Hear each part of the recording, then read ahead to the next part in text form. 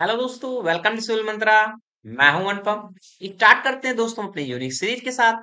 यहाँ पे हम बात करने वाले हैं AKTU mechanical engineering BTech second year fourth semester का जो हमारा सब्जेक्ट है अप्लाइड थर्मोडायनेमिक, जिसका सब्जेक्ट कोड क्या है बीएमई 401। यहाँ पे जो हम डिस्कस करने वाले हैं यूनिट 1 का पार्ट 2 डिस्कस करेंगे। इसके पहले दोस्तों पार्ट 1 हमने डिटेल से डिस्कस किया है, अगर आपने नहीं देखा है दोस्तों तो जरूर देख लें। जो यूनिट 1 है वो हमारा क्या है इंट्रोडक्शन। तो यहाँ पे जो हम पार्ट 2 में डिस्कस करेंगे वो हम बात करेंगे कि डीजल साइकिल हमारा क्या होता है, क्या डेरिवेशन है, जो आपके एग्जाम पॉइंट ऑफ व्यू से दोस्तों काफी इंपॉर्टेंट है। यहाँ से न्यूमेरिकल और 10 नंबर का डेरिवेशन अक्सर एग्जाम में पूछा जाता है। सेकंड हम बात करेंगे कि मीन इफेक्टिव प्रेशर क्या होता है डीजल साइकिल के लिए। और हम थर्ड इसमें बात करने वाले हैं वेरी वेरी इंपॉर्टेंट हमारे क्वेश्चन जो कई बार एग्जाम में अक्सर पूछे गए हैं, कैसे, जो कि बेस्ड होंगे डीजल साइकिल के ऊपर। तो इस टॉपिक को आगे बढ़ाने से पहले साथियों मैं आपको थोड़ा सा रोकना चाहूँगा और आपको बताना चाहूँगा जो खास ऑफर चल रहा है हमारे यूनिक सीरीज प्लेटफॉर्म पर, वो मैं आपको बताना चाहूँगा साथियों। अभी आप यदि बंडल डील में जाकर के आप इनरोल करते हो तो वहाँ पे आपको 30% का ऑफ मिल जाएगा साथियों। कितने का? 30% अराउंड। जो अभी आपको इसमें भी आपको 5 सब्जेक्ट मिलेंगे। कितने? 5 कोर्सेज, मतलब 5 सब्जेक्ट मिलेंगे जो आपके फोर्थ सेमेस्टर में, चाहे आप सिविल के हो चाहे मैकेनिकल के हो, जो आपके फोर्थ सेमेस्टर में 5 सब्जेक्ट हैं वो आपको मिल जाएंगे साथियों। ठीक है, elective subject plus core subject. Core subject आपके 3 हैं, 2 आपके इलेक्टिव सब्जेक्ट हैं, पूरे आपके 5 सब्जेक्ट मिल जाएंगे। वो जाकर आप तुरंत इनरोल कर लीजिएगा साथियों। जो भी आपकी करंट प्राइस साथियों वो आपकी है 499, बट जैसे ही आप यहाँ पे ये कूपन कोड अप्लाई करते हो जो आपका एग्जाम 30 के नाम से है, वो तुरंत प्राइस घट के आप हो जाएगा 1000 अराउंड 60 के रुपीज़ हो जाएगा, यहाँ पर 30% ऑफ हो जाएगा साथियों। तो ये काफ़ी प्राइस कम है साथियों। यहाँ पे आपके टैक्स इंक्लूडेड हैं, आपको कोई एक्स्ट्रा चार्ज नहीं देना। 1060 में आप जाकर इनरोल कर लीजिएगा साथियों, और आप अपने एग्जाम को भी बेहतर बना सकते हो, क्योंकि यहाँ पे साथियों आपको मिलेंगे क्या क्या मिलेंगे। आपको ऑफलाइन वीडियो डाउनलोड करने का फायदा मिल जाएगा, आपको पीडीएफ पढ़ने का मौका मिल जाएगा। आप जानते हैं साथियों, हमने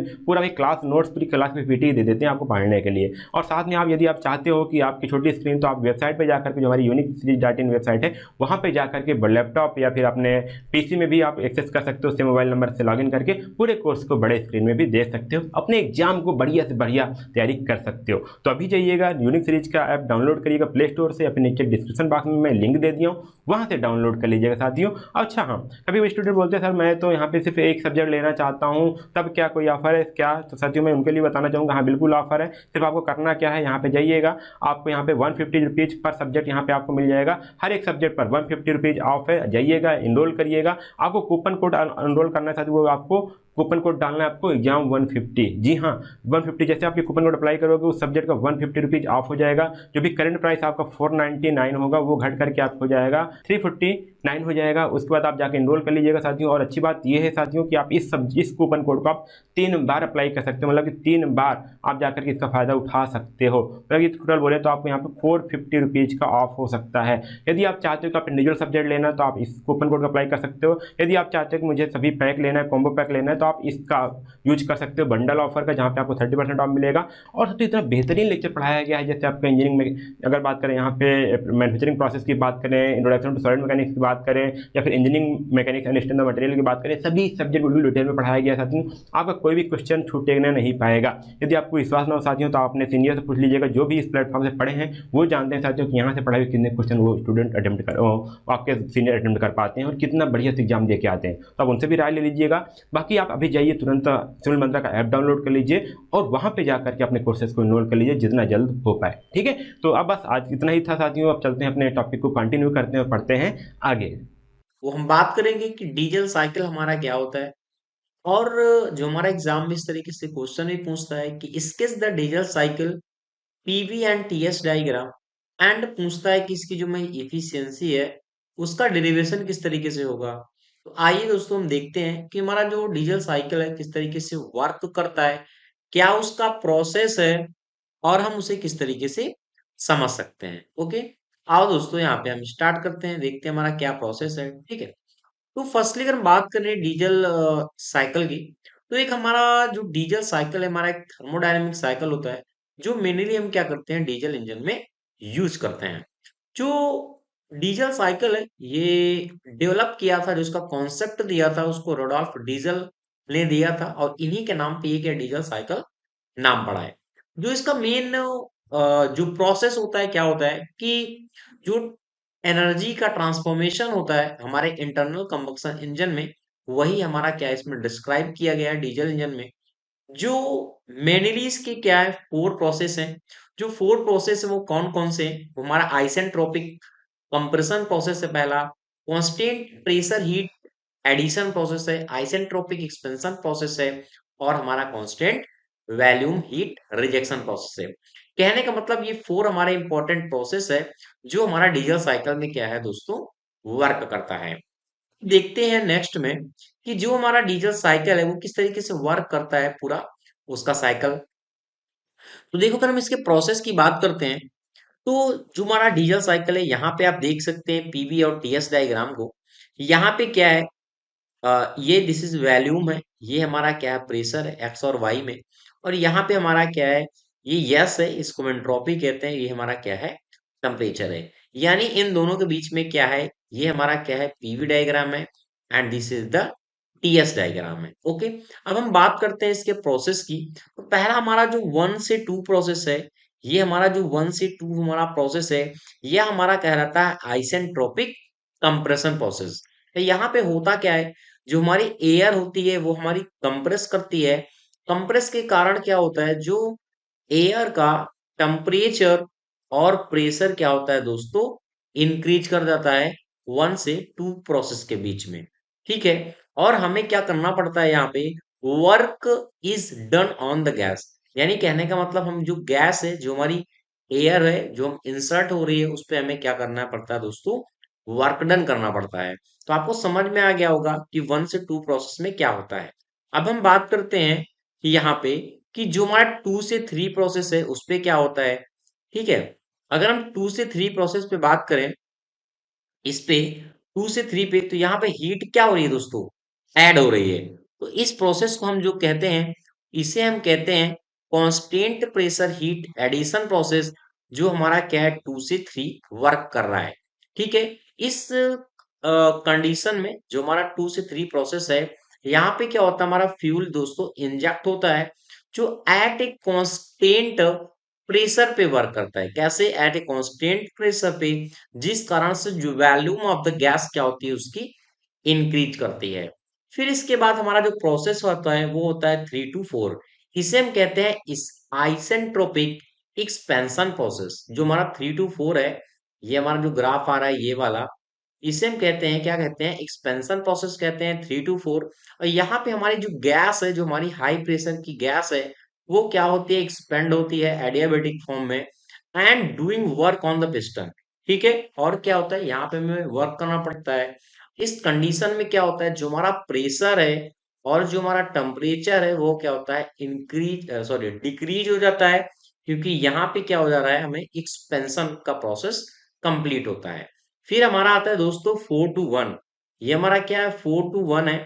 यहाँ पे हम देख सकते हैं यहाँ पे वॉल्यूम क्या है कांस्टेंट है, यानी V1 इक्वल टू क्या है हमारा V4 है। ओके, तो यहाँ पे इस प्रोसेस को हम कहते हैं जो हमारा 4 to 1 इसे हम कहते हैं constant volume heat rejection process, क्योंकि यहाँ पे जो वॉल्यूम है वह कैसा दोस्तों है, वह वॉल्यूम हमारा क्या है कांस्टेंट है, जैसा कि आप यहाँ पे फिगर में देख सकते हैं। ओके, तो इस कंडीशन में क्या है हीट रिजेक्ट हो रही है to the surrounding at a constant volume.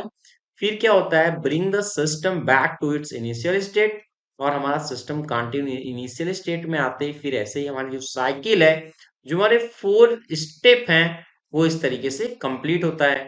तो ये हो गया दोस्तों इसका प्रोसेस।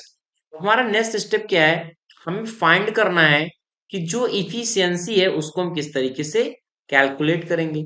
अब इफिशियंसी को कैलकुलेट करने के लिए पहले जो हमारा स्टेप फर्स्ट है हमें देखना है कि हमारी जो हीट है वो कितनी सप्लाइड हो रही है। तो यहाँ पे Q1 हीट हमारी सप्लाइड हो रही है किसके बीच में 2 और 3 के बीच में, वह भी कैसी कांस्टेंट प्रेशर पे, यानी कि हम कह सकते हैं P2 इक्वल टू कितना है P3 है, यानी कांस्टेंट प्रेशर पे है।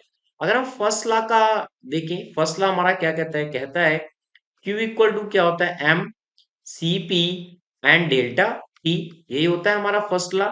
वही मैंने लिखा हुआ है Q इन हमारा कितना हो रहा है M CP, और यहाँ P क्या दिखा रहा है प्रेशर के लिए दिखा रहा है क्योंकि कांस्टेंट प्रेशर पे वर्क कर रहा है।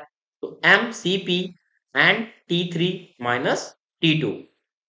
नेक्स्ट अगर हम 4 to 1 देखें तो सेकेंड स्टेप पे, तो यहाँ पे हीट क्या हो रही है, आउट हो रही है, कहने का मतलब हीट हमारी रिजेक्ट हो रही है, वह भी कैसे, एट अ कांस्टेंट वॉल्यूम पे, ठीक है, जहां पे V1 इक्वल टू V4 है, कहने का मतलब ये हमारा जो वॉल्यूम है वह क्या दोस्तों, कांस्टेंट है। तो यहाँ पे फर्स्ट लॉ अगर हम अप्लाई करते हैं तो हम कह सकते हैं जो हमारा Q आउट है वो कितना है, M CV T4 minus T1 है। ये दो स्टेप आपको इजीली समझ में आ गए होंगे। अब हम बात करते हैं दोस्तों इफिशियंसी की। अगर मैं यहाँ पे दोस्तों इफिशियंसी की बात करूं, यहाँ पे अगर मैं इफिशियंसी की बात करूं तो आपको पता है कि अगर हमें इफिशियंसी को कैलकुलेट करना है तो जनरल फार्मूला क्या होता है कि कितना नेट वर्क डन है उसका और हमने कितना हीट सप्लाइड किया है। तो वही कह रहा है कि the thermal efficiency of the diesel cycle in the ratio of work done to the heat supplied. Okay, हम कह सकते हैं W net upon Q in, और W नेट क्या होगा, कितना डिफरेंस होगा इन और आउट का, यानी Q इन माइनस Q आउट। Q इन माइनस Q आउट यहाँ से कैंसिल हो जाएगा, यानी बचेगा क्या, 1 minus Q out upon Q इन। हमने Q आउट कितना निकाला था, हमने Q जो आउट निकाला था, आउट इक्वल टू हमने निकाला था M CP and T4 minus T1, यही हमने निकाला है। देखो यहाँ पे फिगर पे, यहाँ पे ये सब देख सकते हैं, यही वैल्यू हमने क्या किया, यहाँ पे पुट कर दिया है। तो जब हम वैल्यू पुट करते हैं तो यहाँ पे देखो M C P T four minus T one अपान M C V T three minus T two आ जाएगा। अब यहाँ पे जो m है और ये m है कैंसिल आउट हो जाएगा, यहाँ पे हमें बचेगा cp अपान cv। अब देखो ये तीन टर्म मैंने लिखे हैं, इनको आपको ध्यान में रखना है क्योंकि यहाँ पे हम ये यूज करने वाले हैं।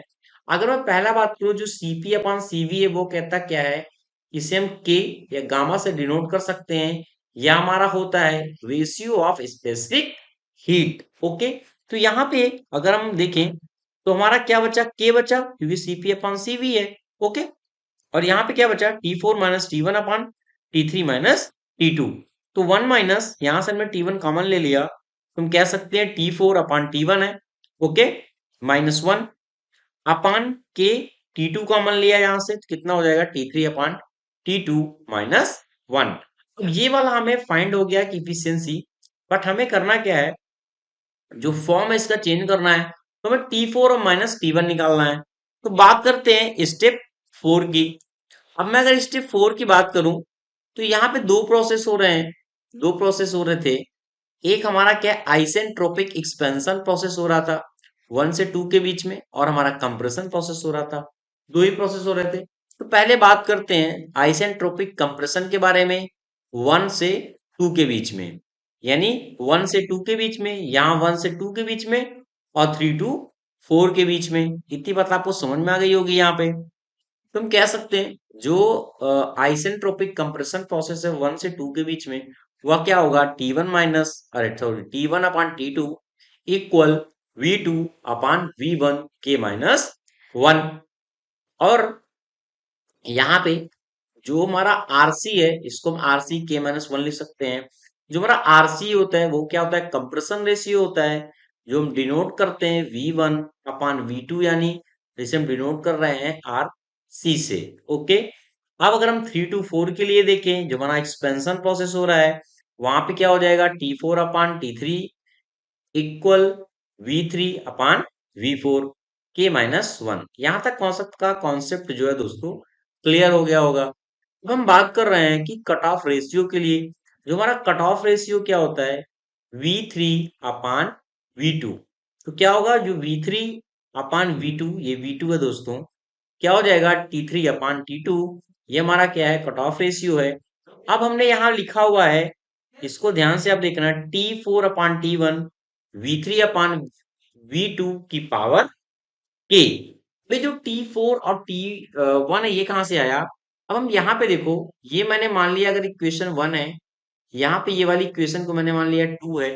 अगर इसे हम सॉल्व करें, यानी कहने का मतलब दोनों को एक तरीके से डिवाइड कर रहे हैं, तो मैं लिख सकता हूँ यहाँ पे T4 अपान T3, ये लिख सकता हूँ, और यहाँ लिख सकता हूँ T1 upon T2 equal to कितना हो जाएगा, V3 अपान V4 कितना हो जाएगा k-1 अपान v2 अपान v1 और यहाँ पे हो जाएगा k-1। देखो हमें चाहिए क्या, यहाँ पे अगर हम देखें t4 t1 t3 t2, हमें t4 के टर्म में चाहिए, तो यहाँ t4 upon t1 equal to हम लिख सकते हैं t3 अपान t2, और यहाँ पे क्या लिख सकते हैं v3 and v4 and v1 upon v2 and k-1। अब मैंने बताया था आपको, यहाँ पे देखो ध्यान से, यहाँ पे क्या है, v1 इक्वल टू क्या है, v4 है। ओके, जब v1 इक्वल टू v4 है तो यहाँ पे हम ये यूज करते हैं क्या, कि जो हमारा v1 है वो हमारा क्या है, v4 के बराबर है एट ए कांस्टेंट वैल्यूम पे, तो यहाँ पे ये वाला टर्म कैंसिल आउट हो जाएगा, और जो हमारा t3 अपान t2 है, क्या है, जो हमारा t3 अपान t2 है, इसको एक मिनट ऐसे रख लो, यानी क्या t3 अपान t2 की जगह हम क्या लिख सकते हैं v3 अपान v2, और यहाँ पे हमें क्या मिला, सेम मिला, v3 upon v2 equal to k-1 and t4 upon t1। अब जब ये पावर सेम है तो हम कह सकते हैं t4 upon t1 equal to क्या हो जाएगा, यहाँ पे ये हो जाएगा v3 अपान v2 की पावर k। वही मैंने यहाँ पे लिखा हुआ है, इस इक्वेशन को हमने क्या किया, यहाँ पे सॉल्व किया है इक्वेशन 1 एंड 2 को। ओके, नेक्स्ट स्टेप में हम देखते क्या है, सारी वैल्यू को क्या करते हैं, पुट करते हैं, जो हमने इफिशियंसी निकाला हुआ है, यहाँ पे इफिशियंसी पे हमने पुट कर दिया 1 माइनस t1 अपान t2, ये हमें रिलेशन फाइंड हुआ था, तो t4 अपान t1, और यहाँ पे क्या है, t1 अपान t2 है। ठीक है, तो इसको हमने क्या किया, यहाँ पे देखो जो हमारा t1 अपान t2 है उसको मैंने लिख दिया 1 minus t4 upon t1 minus, क्योंकि इसको हमने t1 अपान t2 के लिया, तो क्या हो जाएगा v2 अपान v1 k-1 हो गया, और ये कितना हो गया t3 अपान t2 माइनस 1, यानी कि t1 और t2 का रिलेशन देख रहे हैं, ये देखो क्या है, v2 अपान v1 है, वही मैंने यहाँ पे लिखा हुआ है v2 अपान v1। ओके, अब देखो यहाँ पे क्या हुआ, 1 minus t4 upon t1, relation क्या निकला था, v3 upon v2 power k-1 अपान, यहाँ पे कितना हो जाएगा k, और ये कितना हो जाएगा, यहाँ पे v2 है, ये v1 है, k-1 एंड t3 और t2 का रिलेशन क्या आया था, v3 अपान v2 माइनस 1, और जो हमारा v3 अपान v2 है वो क्या, कट ऑफ रेशियो होता है, हम लिख सकते हैं 1 माइनस रो k-1 अपान k, और ये v2 अपान v1 क्या होता है, आरसी होता है, यानी कंप्रेशन रेशियो होता है, ये आप देख सकते हैं, तो यहाँ पे क्या हो जाएगा आरसी k-1, और ये हमारा हो जाएगा रो माइनस 1, और यही दोस्तों हमारी क्या होती है, फाइनल इफिशियंसी निकल के आता है। तो आपको एक डेरिवेशन दोस्तों समझ में आ गया होगा कि जो इफिशियंसी है किस तरीके से डराइव कर सकते हैं एग्जाम में। अब देखो अगर हम थोड़ा सा रिलेशन देखें, अगर यहाँ पे हम कंप्रेशन रेशियो को बढ़ा रहे हैं आरसी को, तो हमारी जो इफिशियंसी है वो क्या होगी दोस्तों, इंक्रीज होगी, पहला पॉइंट। सेकेंड पॉइंट कह रहा है कि lower cut off ratio increase efficiency increase. ठीक है, अगर कहने का मतलब जो हमारा लोअर कट ऑफ रेशियो है, जो रो है, अगर उसे इंक्रीज करते हैं तो जो इफिशियंसी है वह भी क्या होगी, तरीके से इंक्रीज होगी। क्यों इंक्रीज होगी, क्योंकि less heat is wasted during the expansion process, उससे क्या होगा, जो हमारी हीट है वो कम वेस्ट होगी, जिससे हमारा जो प्रोसेस है वो अच्छा होगा और हमें एफिशिएंसी अच्छी फाइंड होगी। आशा करता हूं दोस्तों इजी था न्यूमेरिकल, अरे सॉरी जो डेरिवेशन है हमारा, आप इस तरीके से इजीली तो मैंने आपको इसके पहले अगर देखा होगा आपने ऑटो साइकिल का वीडियो, तो मैंने बताया था जो हमारा मीन इफेक्टिव प्रेशर होता है वो क्या होता है, डब्ल्यू नेट, कि हमारा डब्ल्यू नेट कितना निकल रहा है और स्वेप्ट वॉल्यूम कितना है, ये हमारा फॉर्मूला होता है। ठीक है, ये हमारा फॉर्मूला होता है मीन इफेक्टिव प्रेशर का। तो हमारा हमें क्या क्या फाइंड करना है, डब्ल्यू नेट को फाइंड करना है और स्वेप्ट वॉल्यूम को फाइंड करना है। तो देखो पहले हम क्या फाइंड करते हैं, डब्ल्यू नेट को, और स्वेप्ट वॉल्यूम हमारा क्या होता है, दोनों का डिफरेंस वॉल्यूम का, यानी v1 माइनस v2। ठीक है, this is the v1 and this is the v2, यानी v1 और v2। ठीक है, अब इसको मैं और थोड़ा सा सॉल्व करूं, डब्ल्यू नेट, तो हमारा क्या हो जाए, यहां से मैंने V1 कॉमन ले लिया, V1 जब हम 1 कॉमन लेंगे तो 1 माइनस V2 अपॉन V1 आ जाएगा। ये देखो, अब देखो जो जो छोटी छोटी पॉइंट है उसको मैं डिस्कस करते चलूंगा, ठीक है। अब देखो आपको पता है जो हमारा V1 होता है और हमारा V2 है वो हमारा क्या होता है, R होता है, यानी कंप्रेशन रेशियो के बराबर होता है, कंप्रेशन रेशियो है। हमारा क्या है यहाँ V2 अपॉन V1 है, यानी अगर हमें V2 अपॉन V1 का चाहिए वैल्यू तो क्या हो जाएगा, 1 अपॉन R हो जाएगा, यही होगा। तो मैंने वही लिख दिया यहाँ, W net upon V1 1 minus 1 upon R, ऐसा लिख सकते हैं हम। इसको अगर और सॉल्व करें तो R हो जाएगा, ये हो गया डब्ल्यू नेट हो गया, और ये हमारा होगा V1 R माइनस 1। ओके, अब क्या करना है, हमें डब्ल्यू नेट को फाइंड करना है, ठीक है। अब हम यही इसको क्या करते हैं, अभी थोड़ी देर के लिए स्टॉप करते हैं। अब हम फाइंड करते हैं डब्ल्यू नेट को, ठीक है। कि हमारा डब्ल्यू नेट कैसे फाइंड होगा, डब्ल्यू नेट का मतलब क्या होता है कि हमारा वर्क डन कहाँ कहाँ हो रहा है वही हमें फाइंड करना पड़ेगा। तो देखो जब मैंने बताया था आपको डीजल साइकिल का कि हमारा पीवी डायग्राम कैसे बनता है, तो देखो 1 to T, 1 से 2 हमारा चलता है, 2 से 3, 3 to 4 एंड 4 to 1। तो जो हमारा प्रोसेस है 1 से 2 और 3 से 4 हमारा कैसा प्रोसेस है, एडियाबेटिक प्रोसेस है, यानी PV equal to gamma equal to C होगा, ठीक है। और ये हमारा कांस्टेंट प्रोसेस है, यानी पी इक्वल टू सी, और ये हमारा क्या है, वी इक्वल टू सी है। यहां तक आपको पता है, ठीक है। तो अगर हमें टोटल वर्क डन देखना है तो पहले हम कहां देखेंगे, 2 से 3 के बीच में, एट ए कांस्टेंट पे हमारा जो वर्क डन हो रहा है, ठीक है, एट ए कांस्टेंट प्रेशर पे 2 से 3 के बीच में। तो हम क्या देखेंगे, जब हमारे कांस्टेंट पे होता है कोई वर्क डन तो हमारा क्या निकल के आता है फॉर्मूला, P2 एंड वॉल्यूम का डिफरेंट V3 माइनस V2, ये होता है, ठीक है। अब क्या है, जब एडियाबेटिक क्रिया में वर्क डन निकालना पड़ेगा 3 to 4 और 2 to 1 क्या होगा, क्योंकि इसके लिए तो हमारा 0 होगा वर्क डन, ठीक है। V इक्वल टू सी के लिए एट ए कांस्टेंट वैल्यू पे क्या होगा, वर्क डन हमारा 0 होगा, इसको हम लिखेंगे नहीं, ठीक है। तो हम फाइंड करेंगे अब प्लस का साइन, क्योंकि हमारा यहाँ क्या है, कंप्रेशन हो रहा है, एक्सपेंशन में माइनस को साइन शो करते हैं, तो ये हमारा कंप्रेशन का है, पीवी की पावर गामा इक्वल टू सी। तो यहां से हमारा वर्क डन क्या निकलेगा, P3 and V3 minus P4 and V4, ठीक है। अब देखो यहां हमारा क्या हो जाएगा, गामा माइनस 1, ठीक है।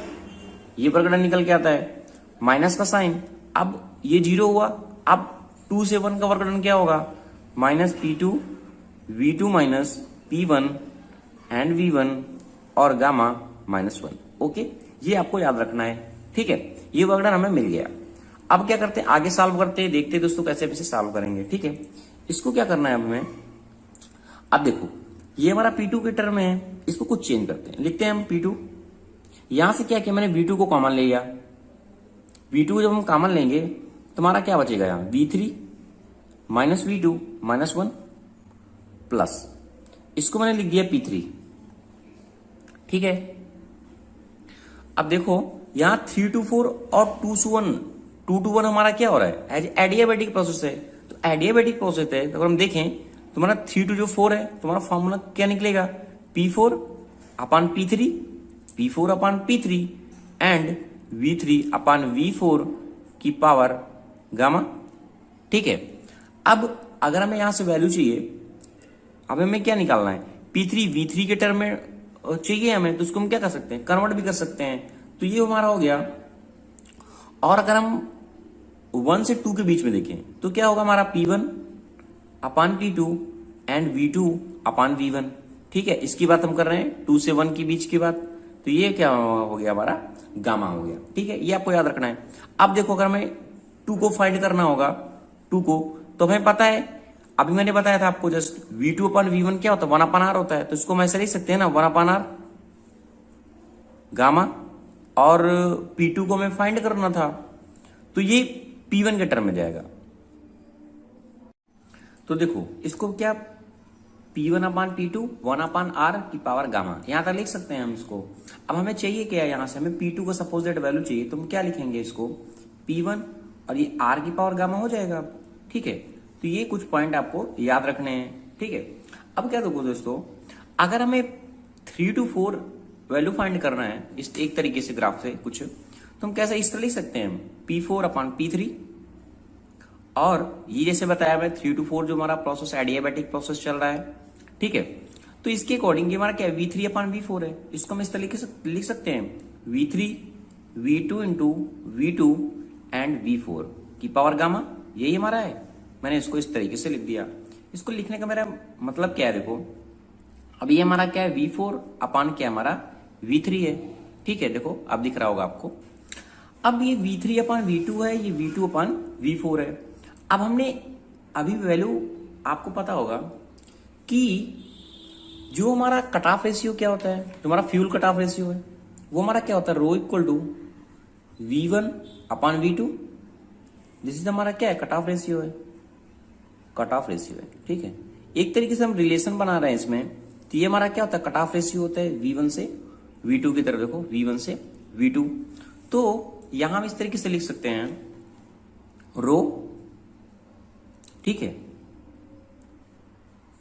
Sorry cut off ratio V3/V2 होगा ना, V3 एंड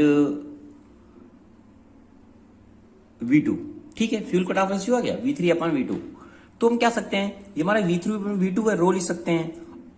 और जो हमारा V2/V4 है इसको हम क्या लिख सकते हैं, R लिख सकते हैं। कैसे, देखो क्योंकि हमें पता है, यहां देखो ये हमारा क्या है, जो हमारा V1 है वो V4 के बराबर है, ठीक है। एक एक पॉइंट देखो ध्यान से समझना, अगर आपको समझ में नहीं आया तो आप बता सकते हैं, ठीक है।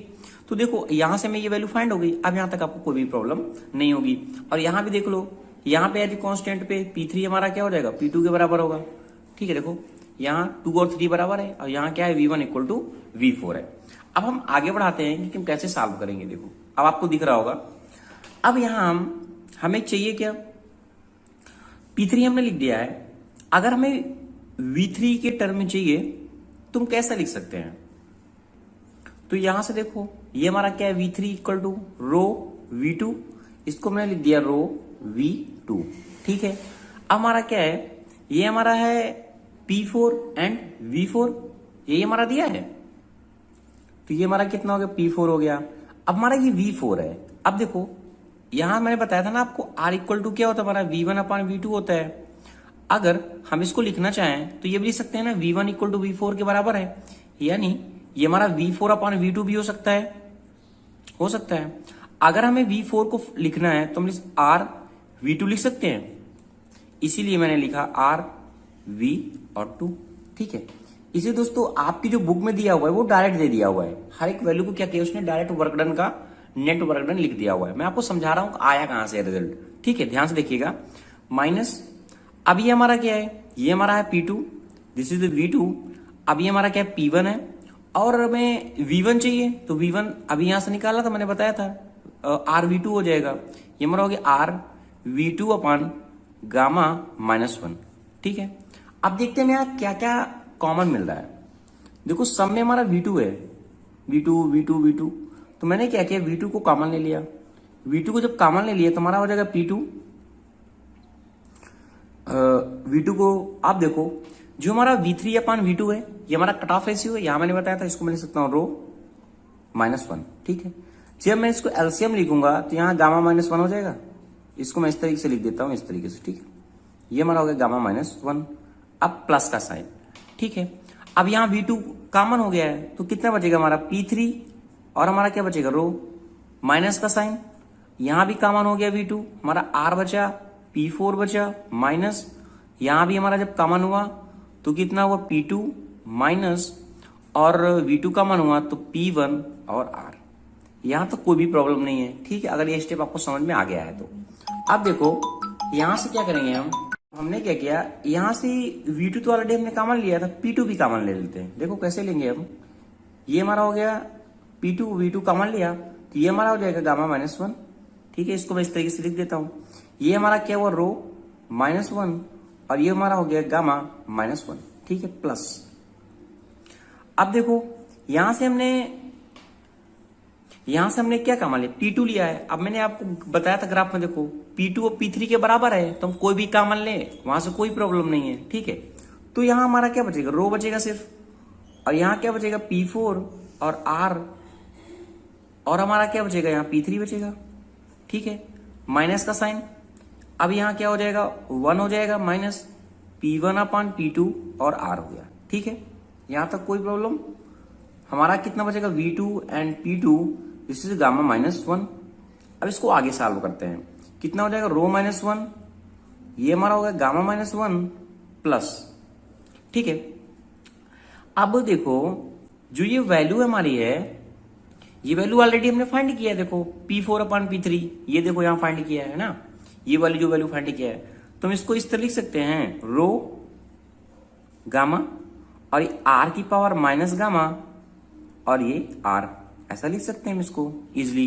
यहां तक हमें कोई प्रॉब्लम नहीं। और ये हमारा क्या था? रो माइनस था। ठीक है, ये हमारा रो माइनस है, ये ध्यान रखिएगा। अब ये माइनस का साइन, ये कितना हो गया? 1 माइनस। अब हमारे क्या है? P1 अपान P2 है। ठीक है, जो P1 अपान हमारा P2 है 1 अपान R होता है, यही होता है। अब इसको हम क्या कर सकते हैं? R की पावर माइनस गामा और ये हमारा हो गया R, इस तरीके से हम लिख सकते हैं इसको। नेक्स्ट स्टेप सॉल्व करते हैं। ये हमारा कितना हो गया? P2 V2 अपान गामा माइनस 1। ठीक है, यहां हमारा क्या मिला? रो माइनस 1 और ये हमारा हो गया गामा माइनस 1 प्लस। ठीक है, अब ये हमारा क्या? रो है, रो हो गया माइनस रो गामा है और इसको हम लिख सकते हैं R माइनस गामा प्लस 1। ठीक है, ऐसा लिख सकते हैं हम इसे, लिख दिया।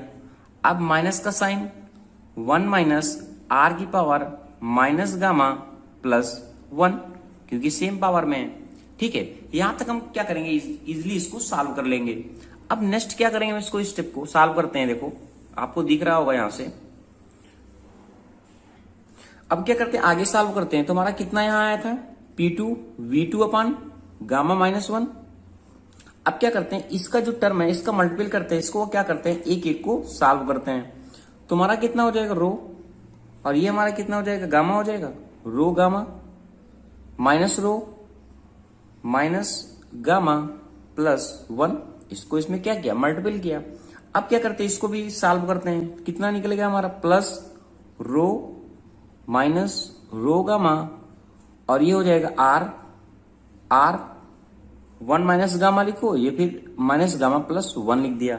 ठीक है, माइनस का साइन 1 हो जाएगा और प्लस का साइन के साथ R माइनस गामा प्लस 1। ठीक है, अब देख रहे हैं हम कैंसिल क्या क्या हो रहा है। देखो 1 से 1 हमारा कैंसिल हो रहा है और इस रो से ये रो हमारा कैंसिल हो रहा है। ठीक है, ये वैल्यू क्या हो गई? कट गई। अब देखो आगे जब सॉल्व कर रहे हैं तो हमारे क्या मिल रहा है? हमें फाइंड हो रहा है P2, this is V2 and gamma minus 1। अब देखो इस टर्म में ये गामा हमारा कॉमन हो रहा है और हमें मिल रहा है रो माइनस 1। ठीक है, और इस टर्म में R की power minus gamma plus 1 common हो रहा है और हमें मिल रहा है P की पावर गामा माइनस रो है, सॉरी, ये हमारा हो गया 1। ठीक है, अब क्या है? ये हमारा हो गया P2 V2, यही हमारा है P2 एंड V2। अगर हम एक चीज देखो, यहां अगर में सॉल्व हो गया है, इसको भी क्या करते हैं? हम सॉल्व करते हैं। यानी हमने लिख दिया, देखो ये P2 इक्वल टू क्या था? P1 R की पावर गामा था, इसको मैंने यहां भी सॉल्व कर दिया गामा के टर्म में। तो हम क्या लिख सकते हैं? P1 R की पावर गामा। ठीक है, और V2 है, हमें पता है V1 अपान V2 का रिलेशन, तो इसको हम क्या करेंगे? V2 अपान V1 पता है ना हमें V2 को फाइंड करना है, तो V1 1 अपान R हो जाएगा। तो इसको मैंने लिख दिया V1 अपान R। ठीक है, ऐसा हमसे लिख सकते हैं। अब क्या है? यहां गामा और ये rho minus 1 minus R minus gamma plus 1 और ये हो गया रो गामा माइनस 1। ओके, एक एक स्टेप दोस्तों मैं ध्यान से कर रहा हूं, आपको याद रखना है। ये हो गया गामा माइनस 1। ठीक है, अब इसे हम थोड़ा सा और सॉल्व करते हैं तो हम देखते हैं हमें क्या रिजल्ट निकल के आता है। अब देखो ये हमारा R है, R की पावर गामा है, इसको हम इस तरह लिख सकते हैं ना।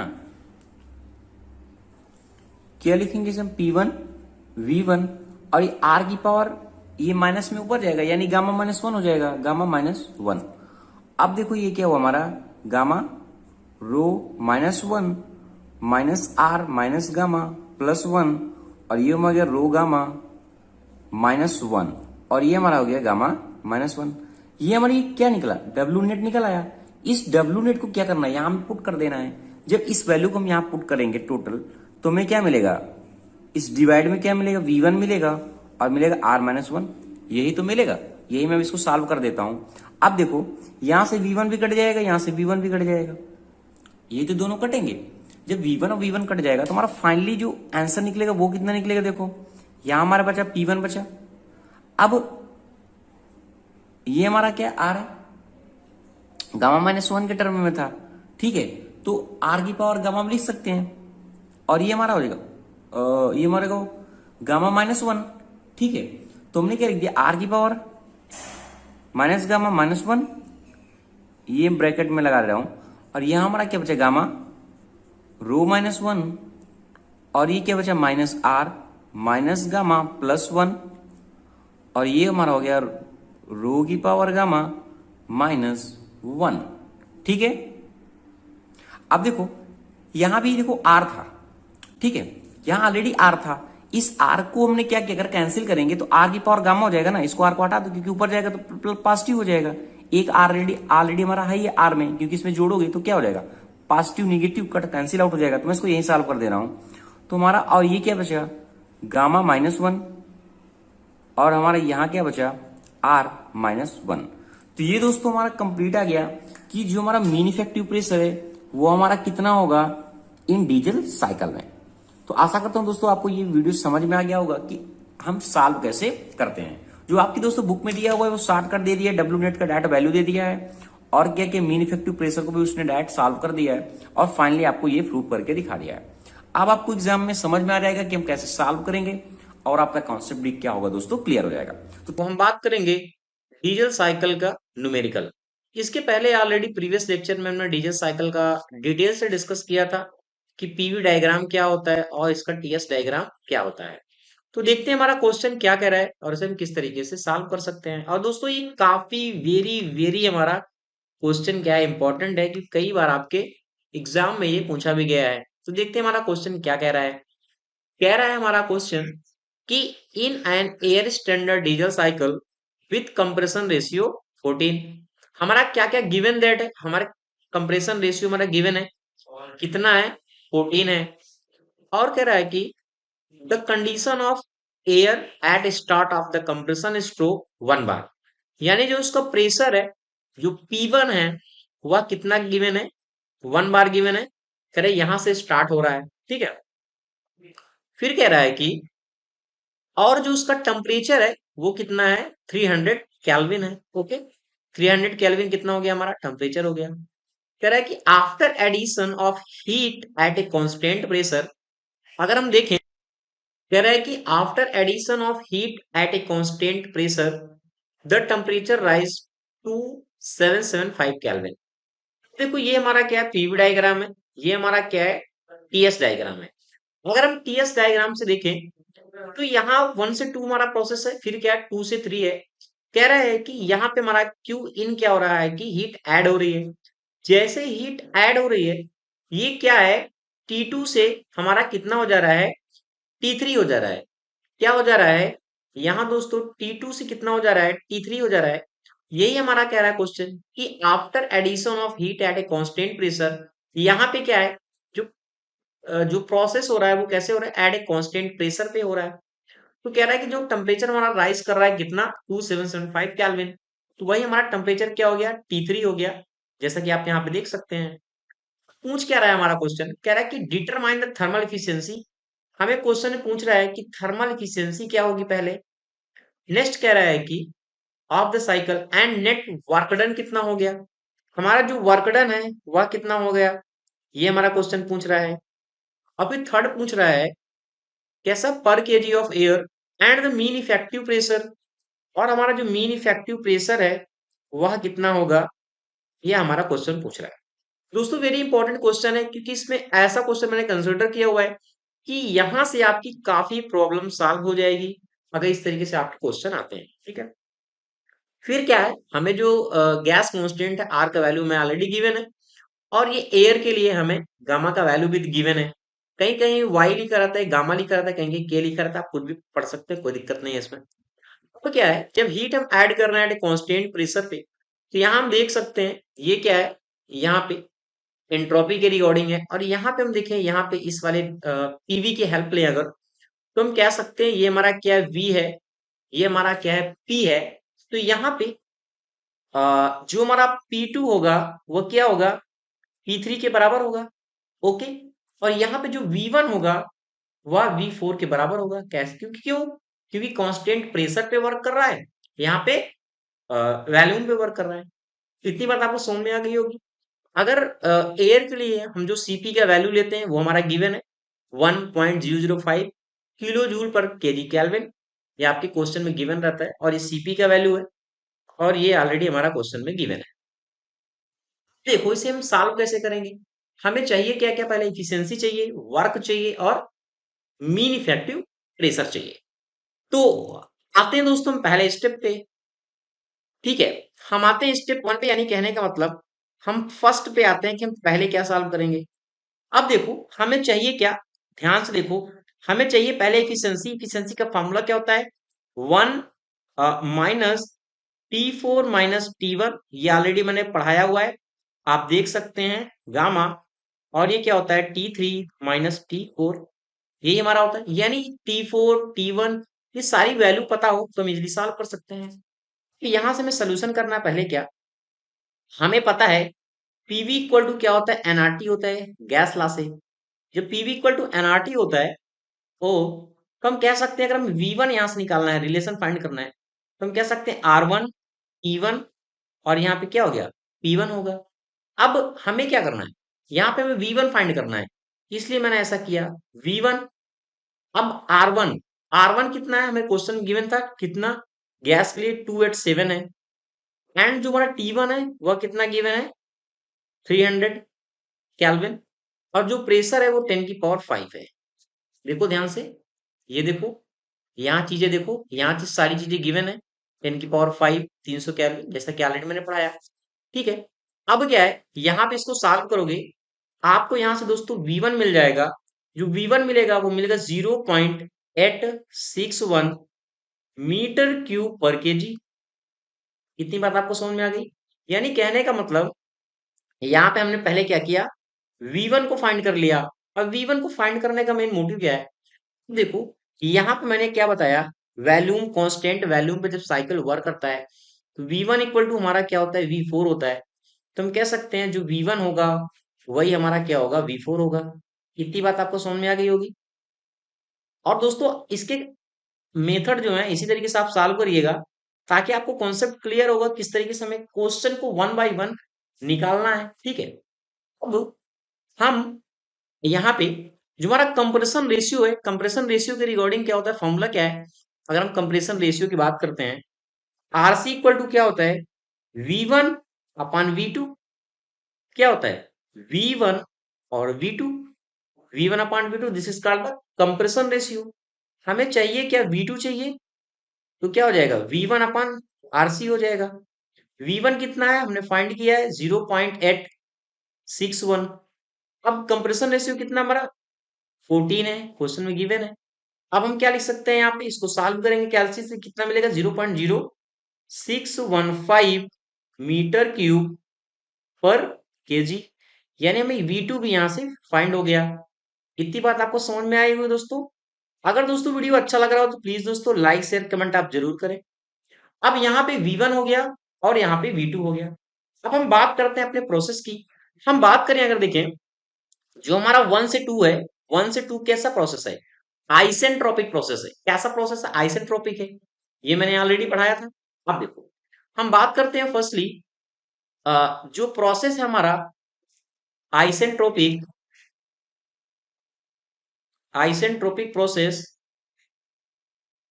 प्रोसेस कैसा, 1 से 2 के लिए। जब 1 से 2 के लिए हम बात करेंगे तो हम कहेंगे क्या, P1 V1, और यहाँ पे क्या होता है, गामा इक्वल टू क्या होगा हमारा, P2 एंड V2, और ये गामा। इतनी बात समझ आई। अब यहां से हमें चाहिए क्या, P2 चाहिए। हमें P2 चाहिए तो हम कह सकते हैं P1, और हम यहाँ पे लिख सकते हैं V1 एंड V2, और ये गामा। मैं 1 to 1 दोस्तों डायरेक्ट इसको मैं लिख सकता था, बट आपको समझाने का मेन मोटिव है किस तरीके से हम सॉल्व करेंगे। तो यहाँ पे देखो हमें क्या हो गया, P2 इक्वल टू क्या हो जाएगा, P1 और V1 अपॉन V2 क्या होता है? R होता है, दिस इज कंप्रेशन रेशियो। क्या होता है हमारा? कंप्रेशन रेशियो होता है। अब P1 कितना है? 1 बार है, और ये कितना है? 14 है, और ये कितना होता है एयर के लिए? 1.4 होता है। यही तो होता है। तो ये कहने का मतलब हमें यहाँ से P2 मिल गया। अगर इसे हम सॉल्व करते हैं तो कितना आ जाएगा? हमारा आ जाएगा 40.23 बार। ओके, यहां तक देखो हमने सॉल्व कर लिया कि हमें यहाँ से P2 मिल गया। क्या मिल गया हमें? कि हमारा P2 कितना होगा। अब अगर हम यहीं पे सेम रिलेशन देख रहे हैं तो हम क्या सकते हैं, यहाँ पे देखो, फिगर पे देखो एक बार, मैंने यहाँ पे अगर हम बात करें T2 और T1 के लिए, आइसेंट्रोपिक के लिए, तो मैंने कंडीशन ऑलरेडी पढ़ाया हुआ है। क्या पढ़ाया था आपको? मैंने बताया था कि जो T2 है, this is the T2 upon क्या होगा? T1 वह किसके बराबर होगा? V1 और V2 के बराबर होगा। जो फॉर्मूला हमारा क्या होता है? गामा माइनस वन होता है। ओके, बिल्कुल दोस्तों, यदि ये कॉन्सेप्ट क्लियर है तो वन टू वन आप सॉल्व कर सकते हैं। ये कितना हो गया? T2 upon T1। ये कितना होता है? कंप्रेशन रेशियो 14 हो गया। 14 हो गया, और यहाँ पे कितना हो जाएगा? 1.4 माइनस वन। यानी कहने का मतलब ये हमारा जो T2 अपॉन T1 है, ये कितना हो जाएगा? 2 पॉइंट, इसको सॉल्व करेंगे हम, 874। यहाँ तक समझ में आ गया होगा। अब हमें चाहिए क्या? T2 चाहिए यहाँ पे। T2 तो क्या हो जाएगा? T1 इंटू 2.87 और 4। तो T1 कितना है? 300 है, और ये कितना है? 2.874 है। इतना ही तो है। अब इसको क्या करना है? इससे मल्टीपल करोगे तो यहाँ पे मिल जाएगा 862.2 केल्विन। ये हमें क्या मिल गया? T2 भी मिल गया हमें यहाँ चीज। अब हमने क्या किया यहाँ पे? T2 को दोस्तों भी हमने यहाँ पे फाइंड कर लिया है। अब प्रोसेस फिर से देखो, 3 to 4 के लिए यहाँ भी प्रोसेस कैसा हमारा है? आइसेंट्रोपिक एक्सपेंशन प्रोसेस हो रहा है ना। बट अगर हम बस हम यहाँ पे क्या क्या है? आइसोबेरिक प्रोसेस है, ठीक है। तो यहाँ पे 2 से 3 की बात करते हैं। बात करते हैं हम प्रोसेस, कैसा प्रोसेस हमारा यहाँ पे? एक तरीके से आइसोबेरिक है, क्योंकि जो हमारा प्रेशर कांस्टेंट है कहाँ से? 2 से 3 के लिए। तो हम कह सकते हैं V2 अपान, यहाँ पे जो V2 अपान, डायरेक्ट मैं लिख देता हूँ थोड़ा सा यहाँ पे। तो V2 अपान क्या होगा? T2, और क्या होता है? V3 अपान T3। यही होता है। एक एक कॉन्सेप्ट ध्यान समझना। अब यहाँ पे हमें चाहिए क्या? पहले V3 चाहिए। V3, क्योंकि हमें V3 नहीं पता, तो T3, T2, और क्या है हमारा? V2। इस वैल्यू को, सारी वैल्यू को पुट करो T3, T2। तो यहाँ पे देखो मैंने क्या यहाँ पे फाइंड किया? मैंने यहाँ फाइंड किया कि जो हमारा V3 है वो क्या है? वो हमारा कितना है? T3 अपान T2, और कितना है? V2 है। इतनी समझ में आई? अब देखो यहाँ पे ये वैल्यू कितनी है? ये है 277, कितनी है? 5। और यहाँ पे कितना है? 862.2। और जो हमारा V2 है, यहाँ पे देखो V2 हमने फाइंड किया हुआ है। V2 कहाँ गया हमारा? V2 ये कितना है? 0.0615। इसी वैल्यू को हमें क्या करना है? यहाँ पुट करना है। कितना हमने फाइंड किया है? 0.061, और ये 5। इसको सॉल्व करेंगे हम। सॉल्व करते ही V3 हमें मिल जाएगा, कितना मिलेगा? 0.198।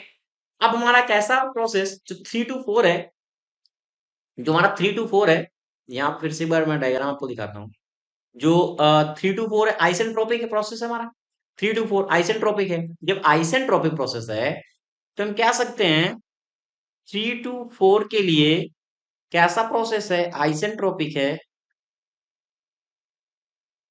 आइसेंट्रोपिक के लिए जो हमारा T3 है और हमारा जो T4 है, वो V4 और V3, और कितना होगा?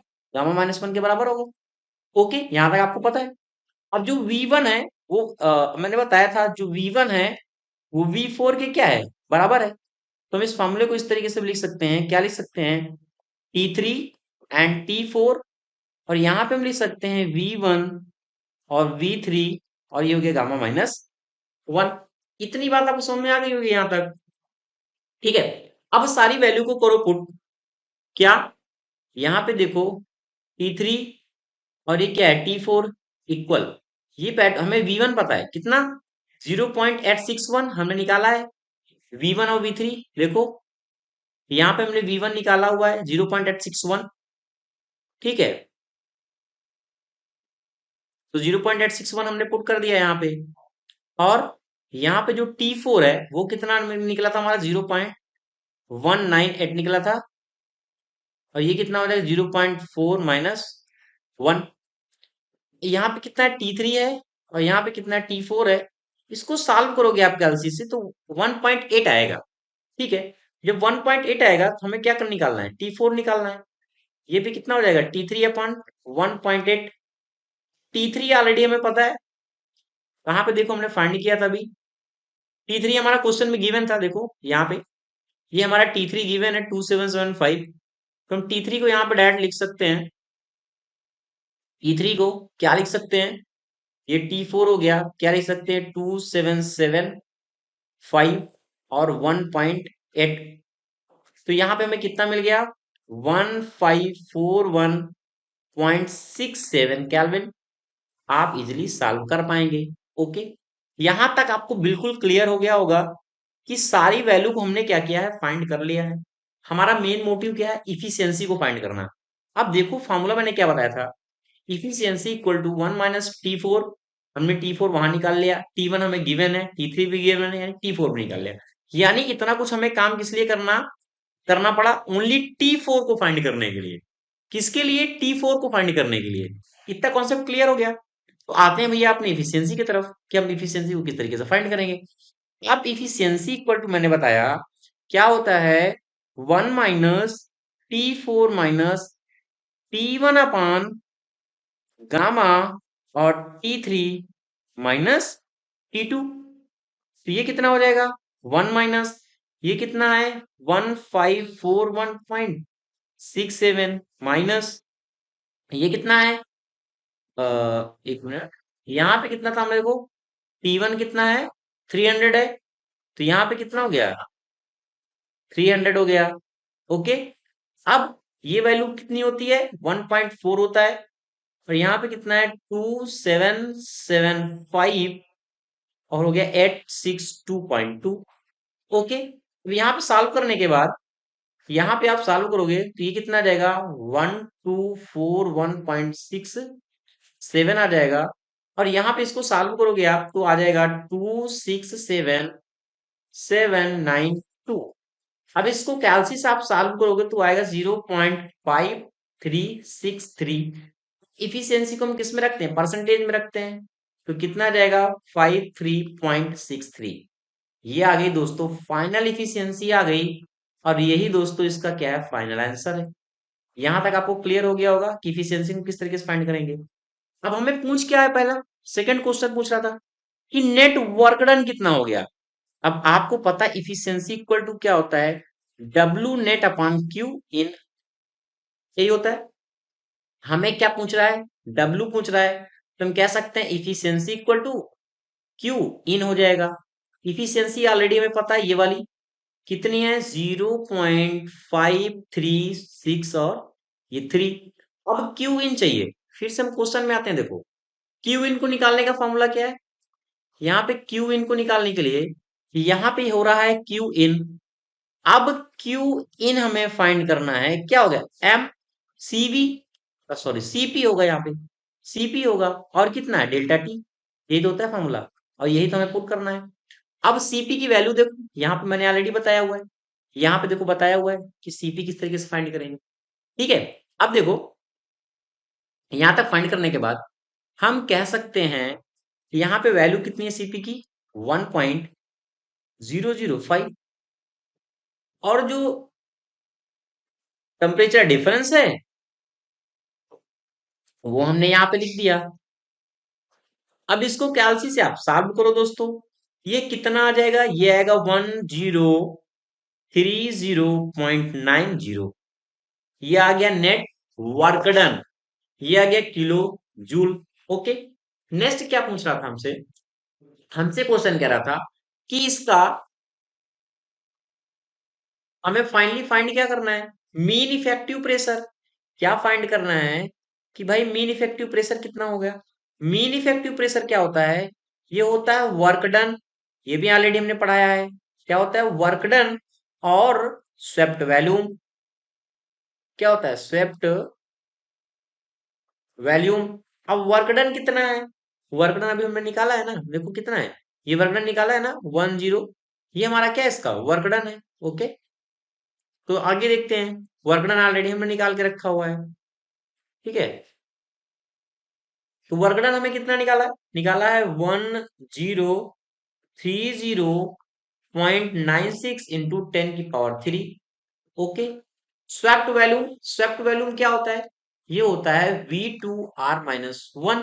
अब V2 कितना है, V2 भी ऑलरेडी हमने निकाला है क्वेश्चन में 06115, ये तो निकाला है। ये कितना हो गया 14-1, आर की वैल्यू ऑलरेडी हमें क्वेश्चन में गिवन है। इसको आप बिजली दोस्तों कैलसी से सॉल्व करें, कितना आ जाएगा 12.895 इंटू 10 की पावर 5 न्यूटन पर मीटर स्क्वायर। हमें चाहिए किसमें, बार में चाहिए, तो हम लिख सकते हैं 112.895 के 10 की पावर 5 है, इसलिए इसको हम बार में लिख सकते हैं। ये हो गया हमारा मीन इफेक्टिव प्रेशर, और यही दोस्तों हमारा हो गया फाइनल आंसर। आशा करता हूँ आप एक एक चीज समझ में आई होगी। फिर भी दोस्तों अगर आपकी कोई क्वेरी रह गई हो इसमें, तो आप कमेंट सेक्शन में जरूर बताएं। मैं प्रॉब्लम बेस्ड है, वो है डीजल साइकिल। कि डीजल साइकिल क्या होता है, इस पे ऑलरेडी मैंने वीडियो बनाया हुआ है। यहाँ पे हम बात करने वाले हैं जो हमारे एग्जाम पॉइंट ऑफ व्यू से जो दोस्तों इंपॉर्टेंट क्वेश्चन है।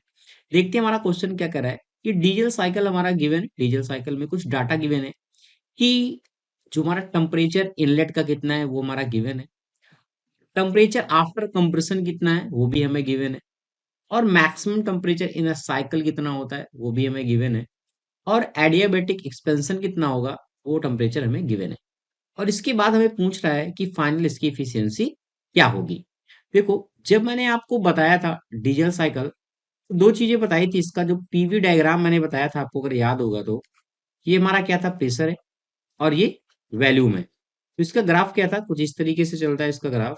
अगर हम देखें ये और ये, और डिटेल से मैंने ऑलरेडी डिस्कस किया है, ये 1, ये 2, और ये 3, और ये 4। ठीक है, तो यहाँ पे और ये साइकिल किस तरीके से चलता है, इस तरीके से। ये हमारा क्या था, ये साइक्लिक प्रोसेस था हमारा डीजल साइकिल का। तो यहाँ पे क्या है, ये सारी चीजें किस तरीके से गिवन है वो देखो। यहाँ पे बात कर रहा है, अगर मैं डिनोट करूं यहाँ पे कि T1 T1 कितना है, कह रहा है कि 27 डिग्री सेल्सियस है।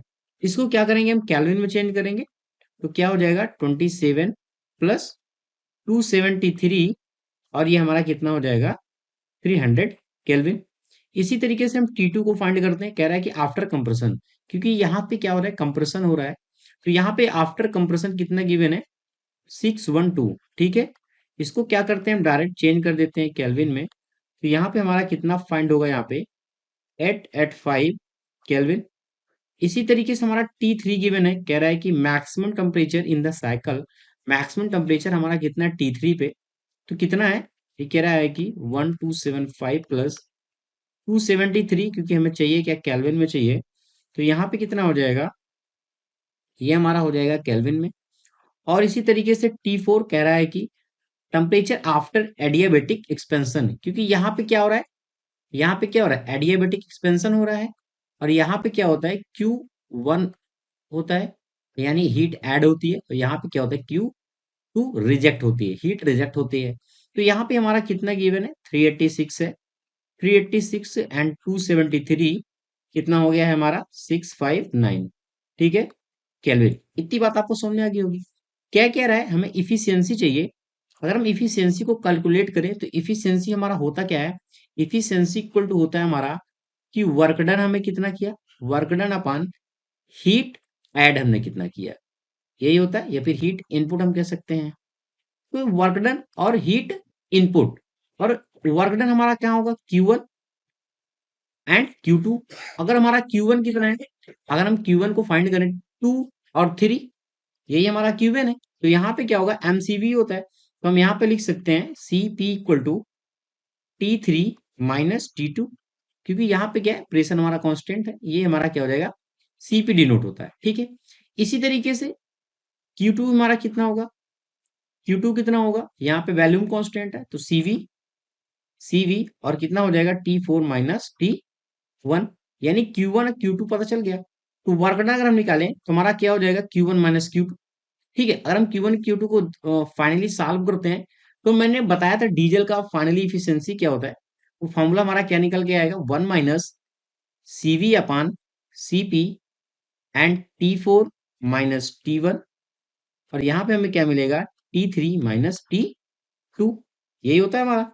अब आपको पता है जो यहाँ पे गामा इक्वल टू क्या होता है, Cp अपान CV होता है, इसलिए 1 अपान हो जाता है। कहने का मतलब फाइनली जो हमारा फॉर्मूला बनता है 1 अपान गामा बनता है ये, ठीक है। और यहाँ पे क्या हो जाएगा, यहाँ पे हो जाएगा T4 माइनस T1 अपान T3 माइनस T2, ओके। अब देखो सारी वैल्यू को स्लो करो, सारी वैल्यू को पुट करते हैं, 1 माइनस यहाँ पे एयर के लिए कितना हो जाएगा, 1.4 हो जाएगा, सारी वैल्यू को पुट करो। T4 हमारा कितना गिवन है, 659, यहाँ पे T1 कितना है, 300, ये हमारा हो गया 300। T3 कितना है, ये T3 हमने रख दिया, और ये T2 की वैल्यू गिवन है, ये हमारा हो गया T2 की वैल्यू, ठीक है। अब क्या करना है, इसे कैलकुलेट करना। कैलकुलेट करने के बाद जो आपको फाइनली आंसर आएगा वो आएगा 612, हमें परसेंटेज में चाहिए तो कितना हो जाएगा, ये हमारा फाइनली हो जाएगा आंसर जो हमारा क्वेश्चन पूछ रहा है। इस तरीके से अगर हम थ्योरी का हमारा पोर्शन सारा क्लियर दोस्तों, तो न्यूमेरिकल को भी आसानी से कर सकते हैं और यहाँ से हम नंबर गेन कर सकते हैं। Thank you watching this video दोस्तों। अगर वीडियो अच्छा लगा हो तो प्लीज दोस्तों चैनल को लाइक शेयर कमेंट आप जरूर करें। Thank you.